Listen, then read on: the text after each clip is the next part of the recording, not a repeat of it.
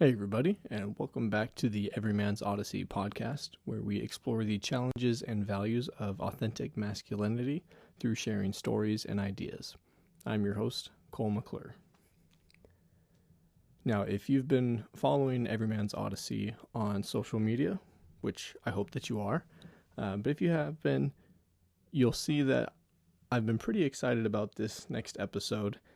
Today's episode, we're actually sitting down with my wife, Nichole, and that's something I've been looking forward to for a long time. She's really the reason that this podcast ever got started. I had been talking with her about it a lot, and one day she just bought me the microphone and told me to get started and stop procrastinating. So that's what I did, and I've had a blast this whole time. So I'm so grateful to have her in my life and so excited to share some of her insights with you guys. So I hope you enjoy it. I know we had a lot of fun recording it, having some thoughtful discussion about events in her life specifically and our relationship, and then a little bit of fun, back and forth banter as we always do. So here we go. Welcome, Nichole McClure, to the Everyman's Odyssey podcast. Hey, babe. Thank you for agreeing to do this. This will be episode number 12, the fourth interview, and I'm very excited to hear what you have to say about some of the stuff that we've been going over and some of the topics and how those things and struggles that we've been discussing on the podcast, how that affects your life as well. So to start, why don't you just take a couple minutes and give people a little background about who you are, where you grew up, and why you agreed to come onto the podcast. I'm Nichole McClure. I'm 35. I am your wife. Yeah. Congratulations. Thanks. And I was born in Orange County, raised in Southern California in Riverside County. Lived there till I was 15, and then we moved to Redding, and then we've moved all over, so. Yeah. But I think I don't know, part of me is I grew up here, but then part of me is I did quite a bit of growing up there too, so I'm kind of both. Yeah, kind of like a foot in both worlds because they're so different. Yeah. I know when we had first talked about it, you were kind of nervous. So then what made you want to come on and do the podcast with me? Well, we had always talked about it would be fun to do a podcast, like a marriage podcast or something like that. And so when you start doing interviews, I was like, why not? Well, that's a good point. Hopefully this will turn into something where it's not just a one-time interview with you, but we could cover some of these topics together, and that would be a fun series to do. Yeah, that'd be fun. Yeah. So what are some characteristics and who are some people that you look at as you grow in your own life and try to become the person that you want to be? Who are the examples that you're trying to model your decisions and your thought processes after? I think I pull from a lot of different people, in mother, being a mom. I think a lot about my mom because she was a really good mom. But I have to change things because I'm not parenting her children, but I do think she did a really good job in being compassionate and loving and also strict, but I always knew she loved me and approved of me. But I am also very independent minded, so I very much heavily rely on just my own thoughts. Yeah. That's really true. Yeah. I think that I really like to make decisions, thought out decisions that I thought out. So even in besides you, I don't even really like to share like things that are like that I'm working on in myself or anything. Like I like to keep it like close to me Yeah. and kind of tell like I know like times where we've tried to decide if we were to move or big decisions. Like I like to make those myself. And so I think as much as I do pull from like people I admire, um, I am very like independent minded. Yeah. So I Well, kind of just like to base off of like what I think is best. yeah. And that's probably a pretty healthy way to do it. So like if you felt stuck, then you have these examples you could look to, but for the most part, like you like to work through it yourself, and I think that's a good idea. So, Yeah, I mean everything's kind of biblically based, obviously, yeah. and like what what would God have us do, and like what would God have me do, and but as far as like other people, like I also know that like you can have things you admire about people, but people haven't gone through everything like the same things that you have gone through and have the Right. same struggle. Like no person is the same person. Yeah. And so like there's just like things that I pull from good people, but Right. for the most part I'm pretty just do what I want to do. Yeah. Not in a like stubborn way, but just in a I just like Yeah, like it's just to recognizing that your life is unique from everybody else's, even the people that you would be inspired by, so your decisions aren't going to look the same as theirs. Yeah. That sounds pretty smart. Thank you. Well, on the topic of developing, I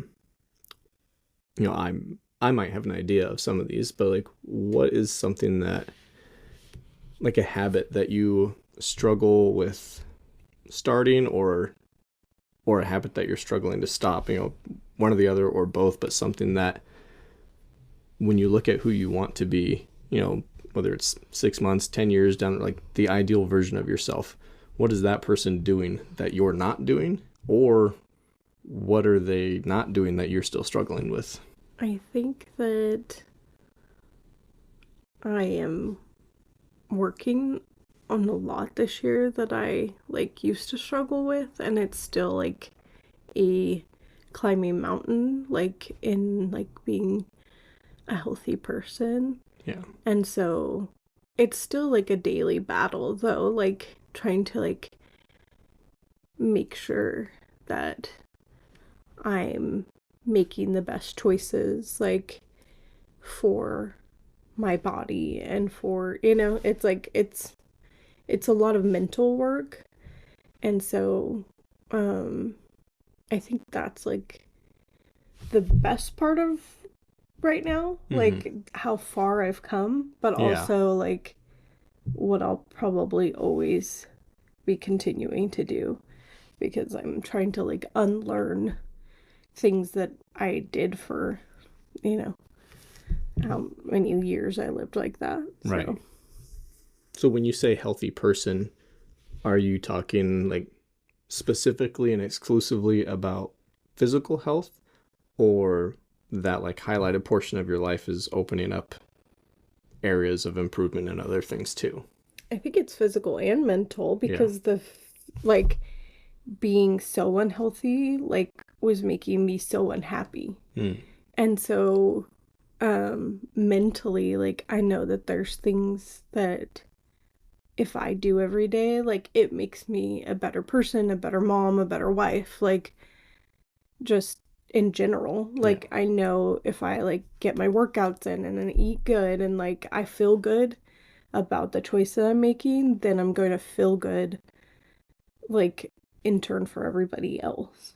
Right. When you're the best version of yourself, and that's not just for you, it's affecting everybody you love too. Yeah. Okay. Yeah, and I think I've had to like I didn't realize like how my unhealthy habits were directly affecting my mental health as well. Yeah. Because I like don't have like I have more mental clarity now, and I'm happier, like, and I'm proud of myself too, like, Yeah. where I wasn't, like, I was ashamed of myself, so. That's really cool.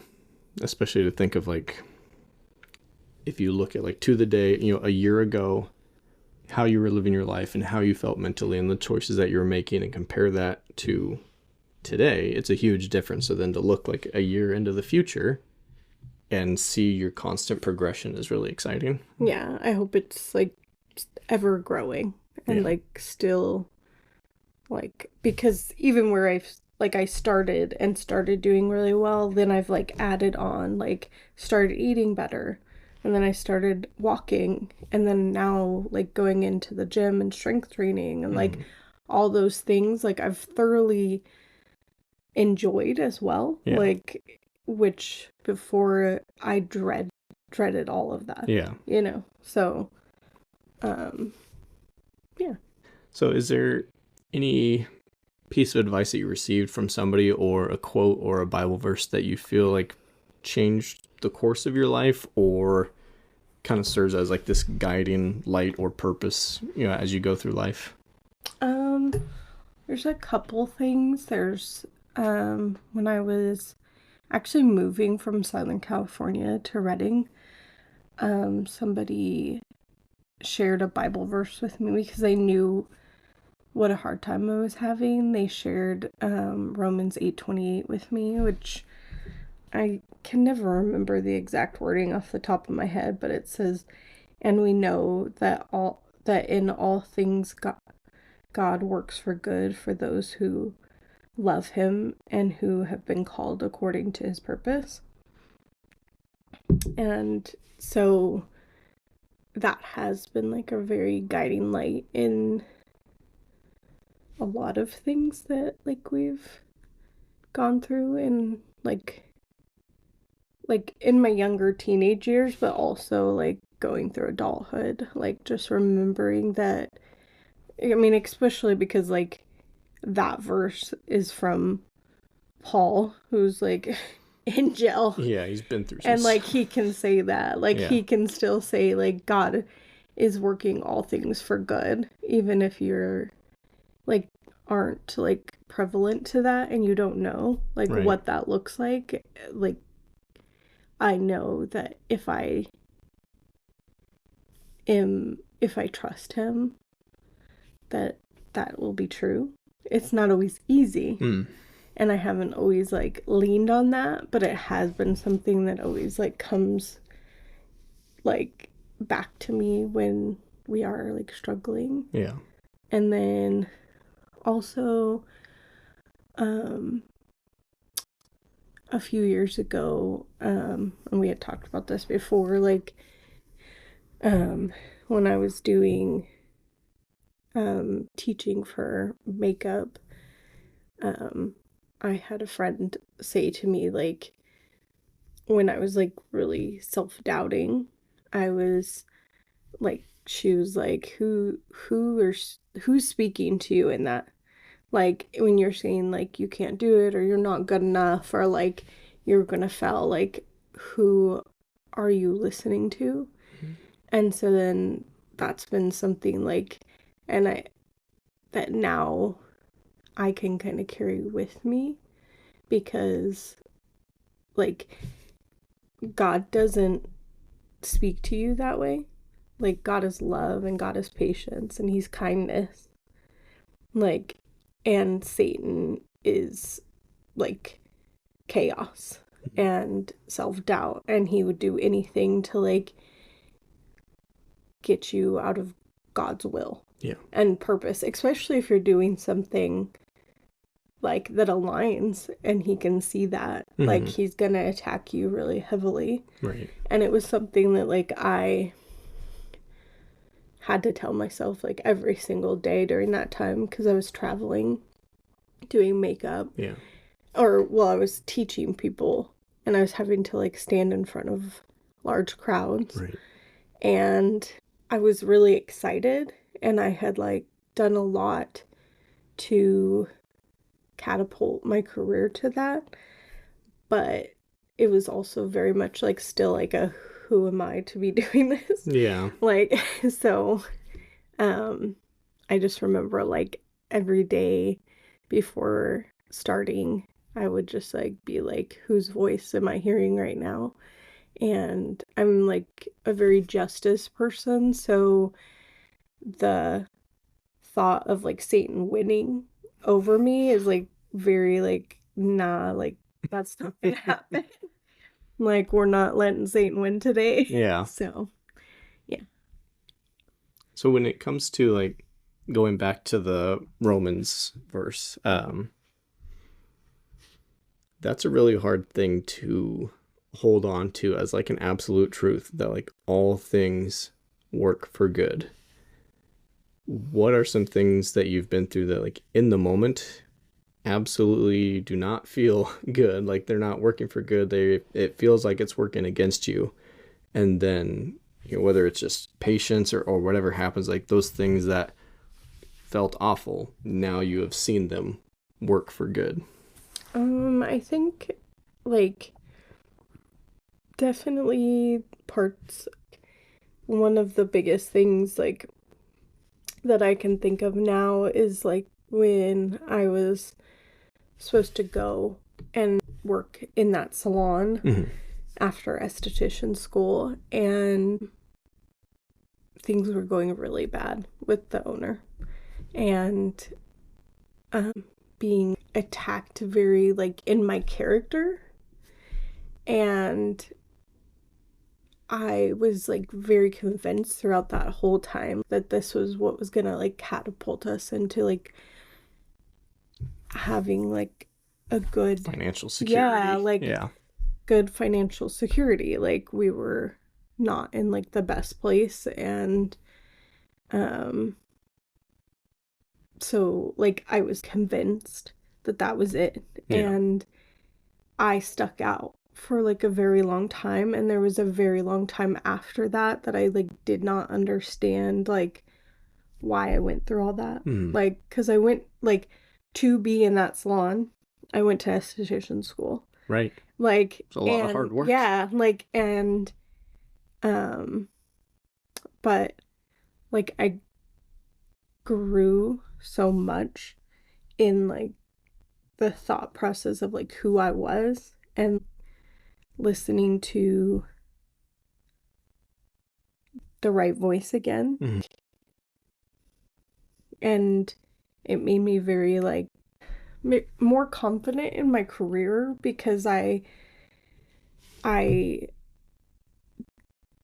had worked really hard to get where I was. Yeah.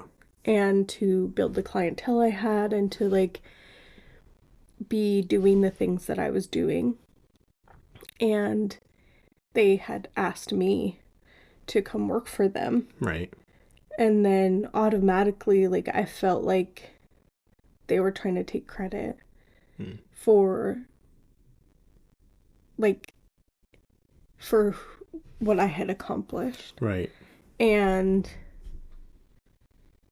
so I think it made me more like, oh no, like, you're not taking credit for this. Right. And I have put in the work, and I am talented, and like I can do this without you. And I don't need this space to do that.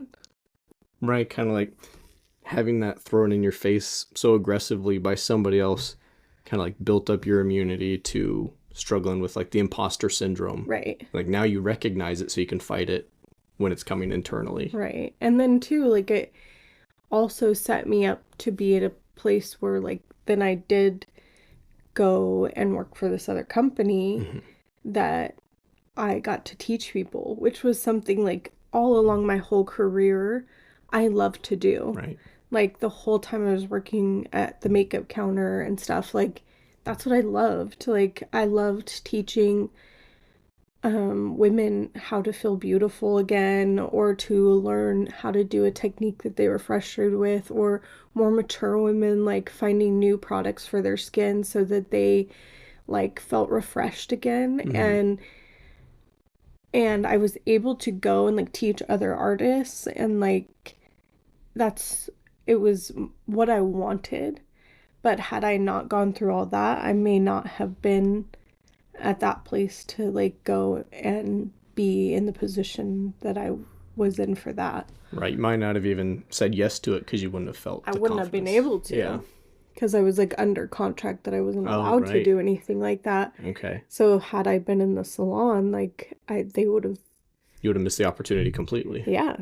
It would have been nothing that came into like existence. Yeah. Because even my partner, like I came to them with that, like that plan, right, and told them that like her and I should do that together, right. And so I don't think that was even on her radar at the time.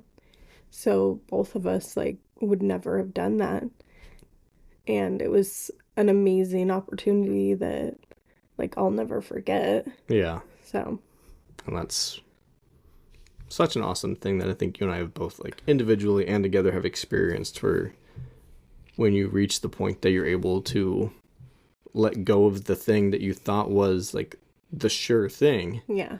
And you're just hanging on to like, you go along for the ride, whatever God, wants or has for you, like just being accepting of that. The next thing that comes along is so much better that you wouldn't have had if you had just been allowed to hang on to the thing that you thought was going to work. Like, right. You miss out on so much. Yeah. And like, obviously like that was in God's plan for me, but I didn't see it at the time. Like when I left that situation, like it just felt like total failure. Yeah. But now I can look back and know like that I'm proud like of sticking up for myself and not, and I think it was probably the first time like that I was able to do that. And then to like it showed me a lot of like what like what I had in me, I guess, to like to know who I was, right, and to see myself how like God truly saw me, not, and people around me too, like I think like having to really be sure and listen to like the people who knew me, because it was like very twisted in that I was like portrayed like a very different way. Yeah. So, what's funny is, I mean, maybe you'll disagree, but like, at least for me, so many of those instances where you're finding out like who you are and what you're capable of, more of those come from the things that you thought were failures than the things you thought were successes. So like, you like go through this thing and you feel like you failed. Yeah. And then as you allow it to work itself out through your life, you're like, oh, well, not only was that a failure, that actually really highlighted some strengths in me or built some strengths that I didn't have before. Yeah. And that's like a really encouraging thing to, as you get older and start to work through continued, so-called failures, is recognizing the growth that's coming from them. And it kind of takes the sting out sometimes. Yeah. Maybe sometimes years later too, because I think like it took me a long time to get there. Like even going through all the other stuff, like going and doing the other stuff and teaching, like I don't know that I tied it together till years later, where then I appreciated like that situation going bad, because like I went on from that, and like I worked for commercials, and like I worked for a movie, and like I did the teaching. Like there's so many things I would have never done. Right. And had I done it, I would have been under somebody else's name. Right. Like, and never like been accredited. Yeah. And that takes something away, like as an artist. Yeah. And I think it's like, I would have never experienced those things in those ways. Yeah. So I'm glad I went through that now. Good. Changing gears a little bit. So you and I have been married for 16 years. This year will be 17. We have 3 kids. So we've got a lot going on. We've got, a toddler and a high schooler, and then, a 7-year-old in the middle, and so much going on all at the same time. What's the hardest aspect of not just marriage and parenting, but your life as a woman, as an individual person who has to take care of herself, as a wife and as a mother? Like, what are you dealing with in your daily life now that's the hardest, whether that's the hardest to do well or the hardest to like balance? I think a lot of that is just really hard to balance.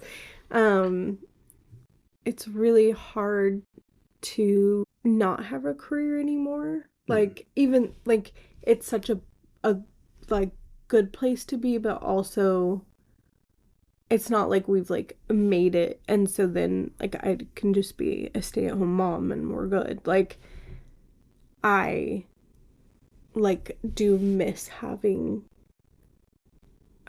something that's for me, like that I'm challenging myself, and I'm like, which I mean, like, I have a little bit in like with what I've gone through the last year with like being like my health, Right. And that's been something very new to like have to like prioritize not just everybody else but myself as well. Yeah. But it is very like, you have like, the older 2 are in school, so it's not even like they're home with me.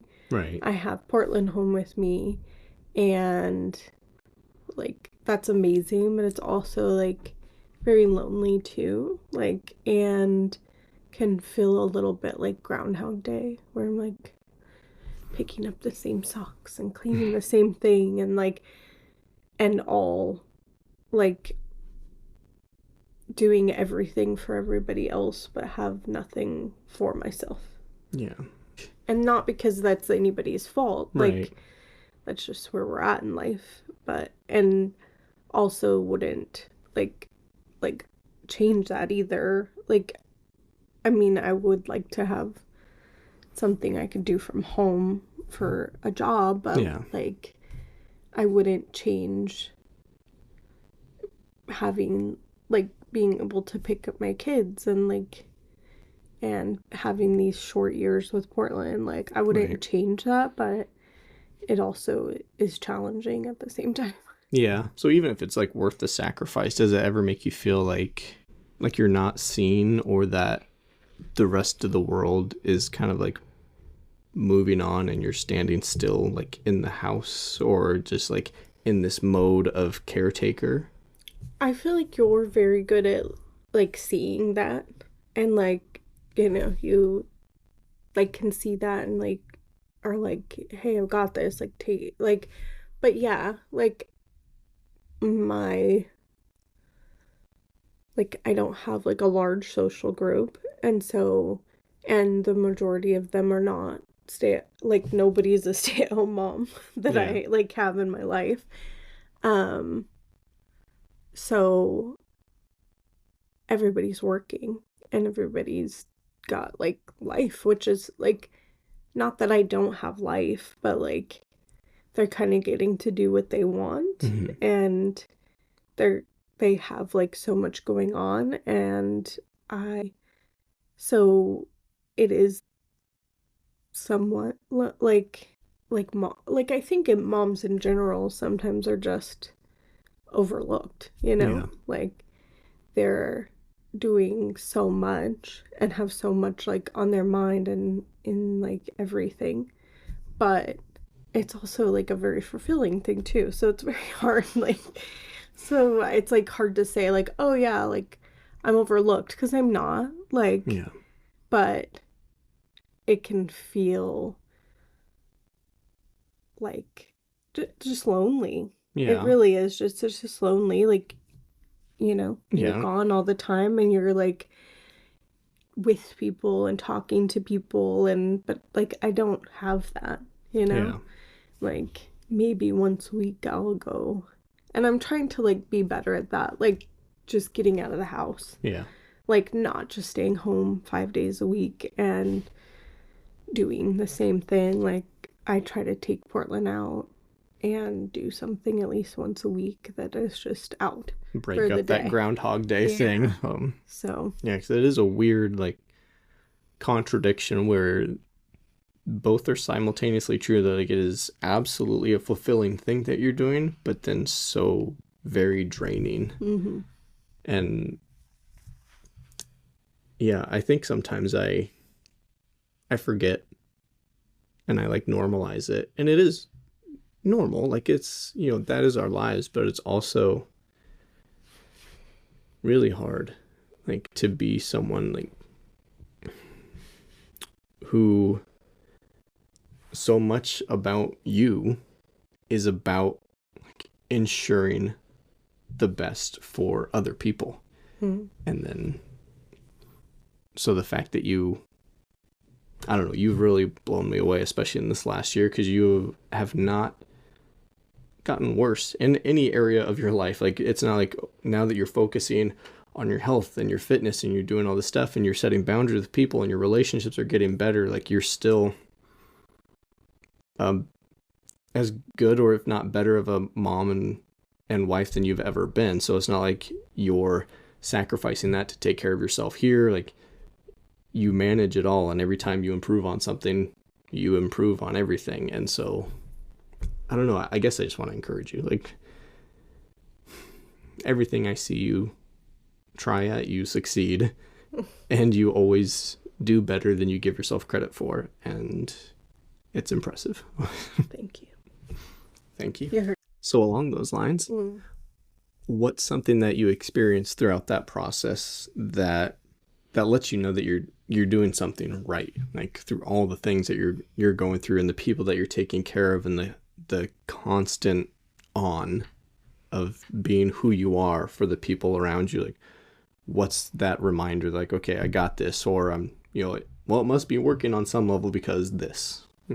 I think with you and I that we like are happy and thriving like in our relationship. I know then okay, we're doing something, you know, not that it's like hard to look at because we work really hard at it, but like when I see like the life we've built with our kids and like then I can like I know like we're doing it right, you know? Like when our kids are like feel taken care of and they like feel safe and they know like that we have them and they're being able to thrive and mentally like be able to thrive where they're not having to think about like anything but being kids. Yeah. Like I feel like that's doing it well, you know? Yeah. Like, and so I think also when I prioritize like being healthy, it makes me happy, and then I know I'm doing it. Yeah, you know, that's true. Yeah, I guess with that you kind of like consistently see the effects of like when I'm making good choices, I feel good, and when I stop making good choices, I feel bad, and that's like a constant. Oh yeah, it's when like an easy thing a day that I like just let go of control, like I feel it. Yeah, I feel it mentally, I feel it physically, like it's very motivating now because it's like an old feeling that I never want to feel again. So it's motivating to like even on my worst day, it's not my worst day. Right. Like it's not like anything that I used to feel. Yeah. Like mentally or physically, you know? Right. So, your worst day in the last 6 months is probably as good or better than your best day from a couple years ago. Yeah, easy, like not even like I wouldn't even make it a day like in my life now. Yeah. A year ago. Like I would have been like freaking out. Yeah. But yeah. So I feel like I'm kind of unrecognizable, and like if you like live with me or knew me really well, like how I live now is very unrecognizable. Yeah. Of like a night and day difference Right. of that. So Well, you're doing a lot right. probably doing bad too, but Not I try to do. So your sister Cassie submitted a question. She said, "What's something you realized about yourself since you've changed your health habits so much?" That I'm very strong. Like, I'm very strong mentally and physically. Like, I can do so much more than I ever would have given myself credit for. Like, in having a very, like, strict schedule of, like, how I eat and how I, like, train my body, and doing way more than I ever thought I physically would ever do. Yeah. So I'm a lot stronger, like mentally and physically, than I ever thought I was or could have been. Well, that's really good to hear. And because of that, I would like to give you this opportunity now that you've realized that you are so much stronger mentally and physically than you thought you were. Oh, are we hand wrestling? No, I'm giving you a chance to tell me that I was right. All the times that I say that you are stronger than you think you are, you're better than you give yourself credit for. I'm not gonna give you credit for my work. No, but I was right that you are stronger than you thought. Right? I don't know. I don't really remember these conversations. But if you could just say it. You're a very like wise man. I'm sure you thought it. I don't. I never mentioned, that's interesting. Well, like you're living your best life right now. I don't remember. That's unfortunate because I feel like previous guests have been pretty honest on this, but yes, you've been very encouraging throughout this whole process. You've been like a very strong backbone of like whatever I needed to do, like whatever I have, like, because like I'm with the kids all day, like I have to go to gym at 9-10 o'clock at night sometimes, and I'm gone for a while, and like you always, no matter what's going on, or like you take care of that, like, and all the changes that I've made to our eating and everything, like you've always been like overwhelmingly supportive. Thank you. I think we're gonna say that implied that I was right, and maybe we'll let the listeners decide. Okay. Yeah, we'll let them decide. And I was right. Oh. Yeah. Okay. Betty.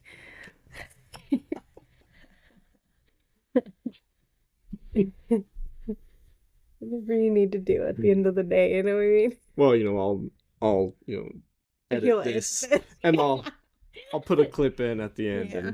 And Nichole had to go, but she did want to leave this message that I was right. I love you. I love you. Is there anything that you wanted to cover, like a message that you feel like people need to hear, or a question that you have for me? I think the biggest message I have, but it's also my biggest struggle, like, would be like trusting God that He has a plan, and also like being able to rest in like the hard times, because like it does work for good eventually, and even if it's not the same way that you thought it was going to be, like life doesn't look always how you want it to, and but that like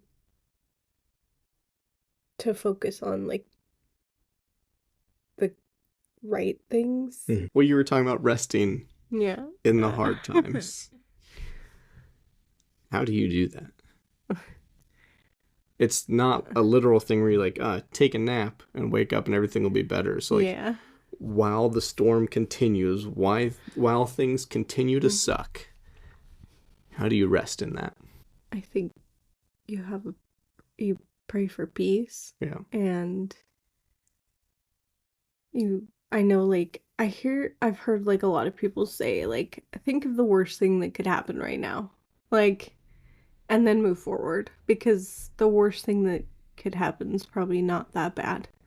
Yeah. You know? Like, we've always been taken care of, even in, like, the hardest times. Like, and I think something in the last 2 years that I've had to learn is, like, letting go of that control of, like, trying to make sure we're okay, because there's no control over it. Like, Yeah. I don't have control. And the more I lean on God, like, the more he's taking care of us. Yeah. But the times where we were literally, like, I think that there was times last year where I was just like, we have to be doing something every second to try to make sure we're okay. Right. But, like, rest isn't allowed. Right. Like, because we have to, like, do as much as we can. Mm-hmm. But, like, when I just started, like, trusting that God was in control and he was going to do it, like, we've been taken care of ever since then. Right. Like, when decided to stop, like, doing grocery delivery, and, like, because you'd go to work all week and then we'd do grocery delivery all weekend and, like, be making hardly nothing. For such a minimal, like, to pay for our gas and lunch and then maybe, $30. Yeah. Like, we weren't gaining that much from it, but it was hard to let it go because I felt like we were... Something we were doing. Yeah. Yeah. And letting that go, like, since letting that go, and I felt like you and I both felt like God told us to let it go. Mm-hmm. Like, we haven't struggled a day since. Like, I mean, struggled, yes, but, like, we haven't been destitute since then. Like, right, we've been better I've gotten off. makeup gigs, or I've, like, or like, we've just been gifted things, like... Yeah. So, since then, like, we've not had grocery money or money to pay something, like, I mean, so I think that's, like, huge. Yeah. Because I think we scrambled for a really long time trying to, like, have control of it. Mm-hmm. And not in, like, a, like, disobedient way. Like, I think we were just trying to, like, I think we were so lost, like, that we thought we were doing the right thing. Right. I think for me, like, some of it was, always asking God to help, but feeling like, well, I can't be asking God for help if I'm not doing absolutely everything I possibly can. Right. And instead of taking the time to listen, like, okay, making moves and taking steps, like, isn't always the right thing. Like, sometimes standing still is the right thing to do. Right. Because we don't see what's going on outside of our lives. We don't always see the plan that God has for us, or the opportunities, or, like, the ways that he wants to put blessings on our lives, because we just can't hold still long enough to accept it. Right. And I think, like, even just in, like, the job that you've ended up with, like, it's crazy to see, like, when you didn't get the other job that we thought you were going to get, and we were, like, kind of... neither of us were excited about it, but we were excited to, like, have stability. Mm-hmm. And, like, and you had such a good attitude, even though you had told me it was, like, literally, like, your worst case scenario.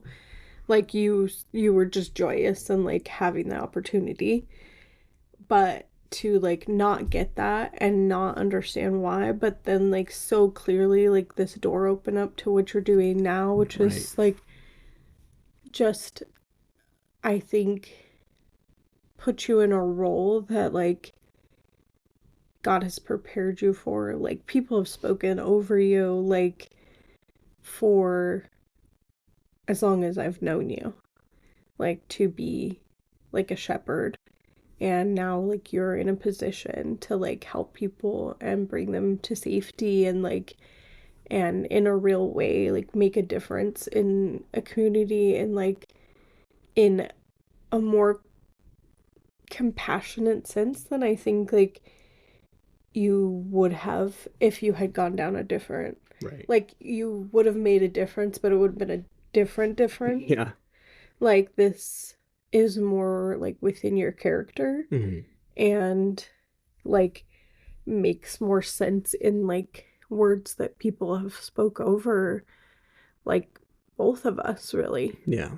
So um like that like is crazy to me Yeah. that like something that we thought was devastating turned into something really good, and now Yeah. you have an opportunity to like build this into like whatever you want it to look like. Right. And yeah, that's one of the craziest parts about it is that I actually get to make decisions and shape the future of something that is about helping people. Right. And it's a very, I feel like it's a unique opportunity to get For to do sure. for like to get paid to do that. Right. Yeah, within like the field that you wanted, it's like in a general Right. like area that you wanted to be in, but like in a different role than most would be in. Yeah. So I think that's really cool. Yeah. I know this is circling back a little bit, but a lot of like what we talk about on the podcast is, I know we've covered like how to be a better husband and how to apply some of those principles, and a lot of it is about self improvement. Um, we don't always spend a lot of time talking about relationships, but what would you say is like the thing? Like, what is the best thing about our relationship that keeps it healthy? Communication I think is like the biggest thing, and I think second would be um how we treat one another. Like we are very like put each other like we're not prideful like with each other if we're in a place where we're disagreeing. I think one of the biggest things like that we've changed in the 16 years that we've been married Mm-hmm. um is like setting pride aside. Mm. Like I feel like we genuinely, even in those situations, like we try to have understanding of what like the other person's going through and know that like it's not about winning, it's about like because nobody wins in like trying to win. Right, in a marital fight, there's no Right. winners. There's Yeah. no win. Like, especially because most of the time fights between like married people are about feelings, about Mm-hmm. I mean, for ours, anyways, I think it's like, oh, you hurt my feelings. Which comes down to miscommunication. Right. Yeah. Which is, yeah. And I think like in that, somebody could be very like, well, I didn't do that on purpose, so I'm not going to apologize. Right. But I feel like one of the biggest lessons what we've learned is like putting that aside and knowing like how that person is feeling and how is more important than like our intentions were. Yeah. Does that make sense? Yeah. So I think like all of that ties into communication, like, and communicating well and communicating loving, like not going to each other when we're angry and not snap at each other. Like we can both approach each other in like a loving way Mm-hmm. and be like, hey, that like that felt like this, Yeah. you know? And then I think that's a huge part too, is that I think we used to like just like snap and be like, why'd you do that? Like, whereas now I feel like we can take a second and be like, this felt like that. And like, did you mean that? Yeah. And then it's like a more approachable way as well for somebody to come back with a loving like response Instead of being defensive. instead of like because if you go to your spouse and you're just like you did this and you did this, like nobody's going to like automatically a guard's up. Right. And they're not going to come back with like TLC, Right. you know, like they're going to come back with like what you have done and what, you know, and then it just makes something so big. Whereas like if you stop and communicate well and not in an attacking form, like then you are going to get a better response. Right. So I think those are like the biggest lessons that we've learned like through our marriage, because it wasn't always like that, but I think we've done really like progressively grown to be as good. I mean, not perfect, no, right, by any means, but I think like but we've had those fights and we've learned from them. Right. And like to be very careful. Like I think we're both very careful with what we speak over each other. Like we're never hateful or attacking. Like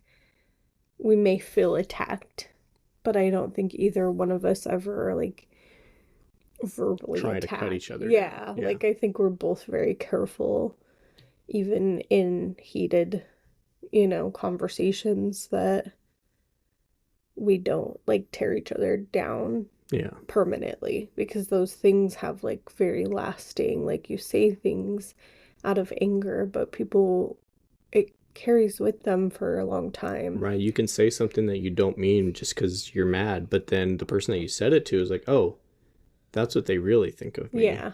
And that's even once, once the fight's over, you still in the back of your mind, like, that's now I know. Feel. Yeah. And you can try to take it back, but there is some sort of truth when somebody loses control like that too. Right. Like they probably meant it in some sort of capacity. Maybe not like, even if they took it to the extreme, or they're talking about one specific instance, not your entire character, but it takes, 10 times as long to rebuild that as it did to tear it down. Yeah. And I think that that's something that I don't think we've ever really been like verbally, like where we, say awful things to each other, but I think that we're even better at it now. All right, last thing. Just because, the last episode that came out was talking about changes and resolutions, and we haven't talked about this, but did you have anything in mind? Like, did you have a New Year's resolution, like, in the back of your mind? It's like, you know what, this 2024 is going to be different because this. Like, I am going to floss. Better at flossing. That's literally all I had. That's a good one. Like, I think I've made every change that I can make. Yeah. Right now, that I can handle anyways. But that was when I could, that's important. Like, hey, attainable. I'm going to be better at this. It's good. Like, I have not succeeded. I'm just kidding. I've actually been very good about it. So, just a little thing, Yeah. Tough cookie. Thank you for doing this. Thanks for having me, the first woman on the Man's Podcast. All right, there you go. Like I said, I always have a ton of fun recording these interviews, but obviously there's something special about being able to have my wife on the show with me. It was so much fun, and I always love getting to hear her talk about how she feels and what she's dealing with and some of the wisdom that she has to offer. So I hope you guys enjoyed that. And if you want to see the video version of this interview, that will be up on Patreon. Or if you just want to support the podcast and you're listening on Spotify, you can go ahead and click the link in the description and support as much or as little as you like. Don't forget to tag Everyman's Odyssey on social media to let me know what you guys thought of the episode and if there's any topics that you would like to see covered in the future. So as always, thank you so much for tuning in, guys. I really appreciate it. You take care.